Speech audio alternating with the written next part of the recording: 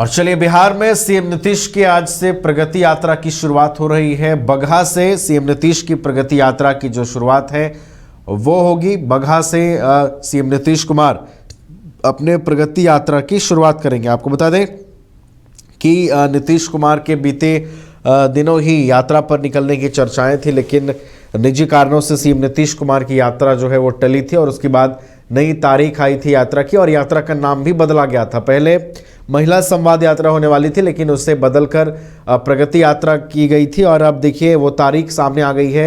आज वो तारीख नज़दीक है। मुख्यमंत्री नीतीश कुमार बिहार के आज से प्रगति यात्रा की शुरुआत कर रहे हैं।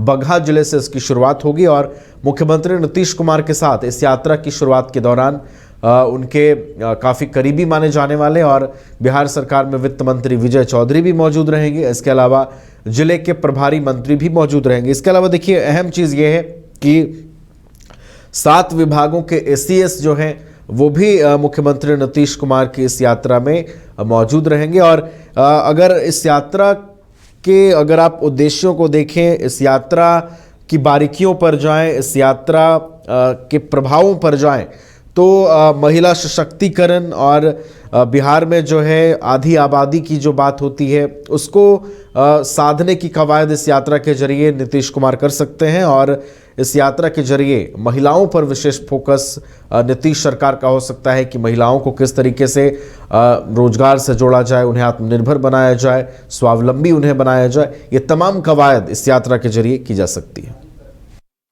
अधिक जानकारी के साथ हमारे बिहार संपादक एसके राजीव हैं फोन लाइन पर, उनका रुख कर लेते हैं। एसके राजीव, देखिए आज से नीतीश की प्रगति यात्रा की शुरुआत हो रही है।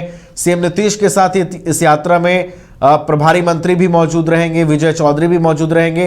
अहम बात यह है एसके राजीव कि 7 विभागों के एसीएस जो हैं वो भी इस यात्रा में शामिल हो रहे हैं।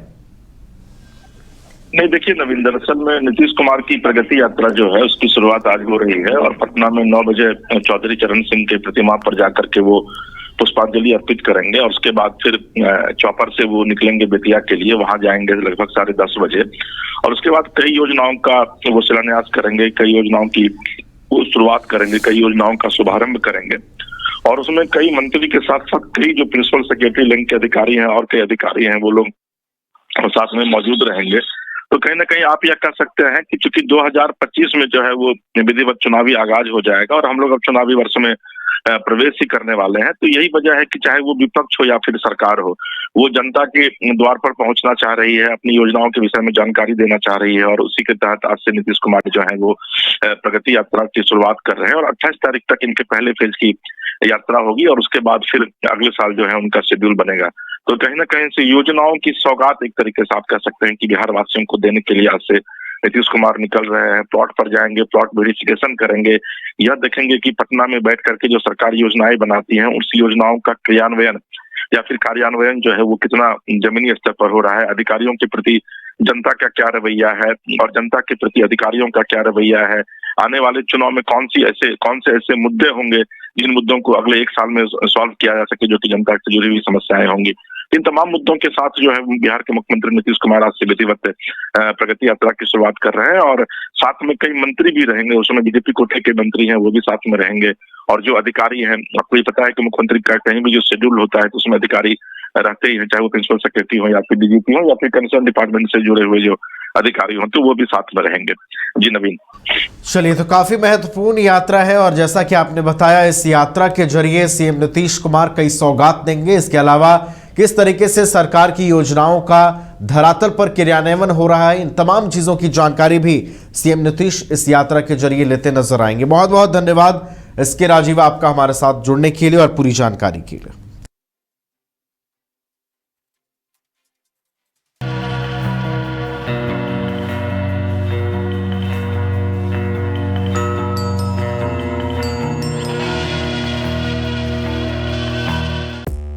पांच राज्य, 61 शहर, 150 प्रोजेक्ट और एक वास्तु विहार।